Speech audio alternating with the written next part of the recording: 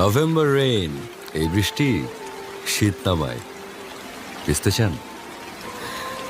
যদি জ্বর আসে, ঠান্ডা লাগে? আরে জ্বর ঠান্ডা আসলে নাপা খাবেন, গরম জলে ভাপ নেবেন, তাই বলে বৃষ্টি বিলাস করবেন না। যান।